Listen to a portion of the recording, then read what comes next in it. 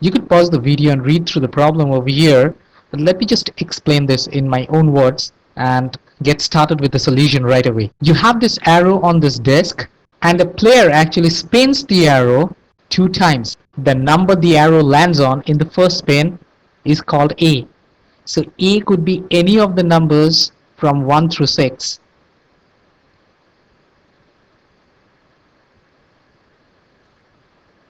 B is the number that the arrow lands on in the second spin. Now it's the same disk, therefore B could also be any of the 6 numbers given.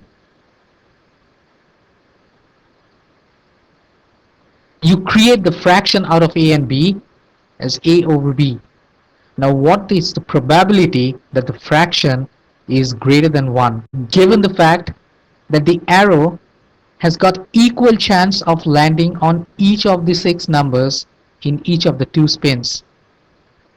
Now basically this is the same as asking, you pick a number from 1 through 6, you pick another number from 1 through 6, you divide the first number with the second number.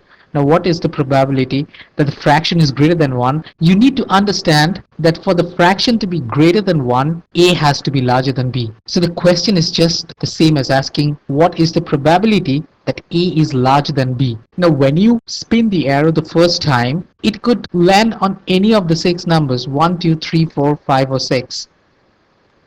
Now this is A. For each one of them, B could have 6 different values.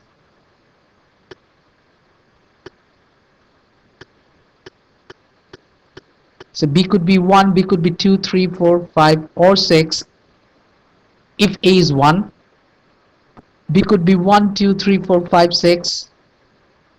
If A is 2 and so on. So the total number of possible cases is 6 for each one of them, and you have 6 of these, 6 choices for A and 6 choices for B. So the total number of possible outcomes is 6 times 6, which is 36. Now out of these 36 possible outcomes, there are 6 cases where A over B gives you an integer. A is equal to B. You get the same number in the first and the second spin. You get a 1 and a 1, or a 2 and a 2, 3 and a 3, 4 and a 4, 5 and a 5, or a 6 and a 6. You can never say A is greater than B or B is greater than A. In fact, A is the same as B. A over B is equal to 1. So we need to subtract those cases. We have 30 left. Out of these 30 cases, either A is larger than B or B is larger than A. Now stop for a moment and think, is there any reason for you to believe that A is more likely to be larger than B or smaller than B? There's none. In fact, it's equally likely that A will be larger than B or smaller than B. So out of the 30 cases, remember you already subtracted the 6 cases when A is equal to B.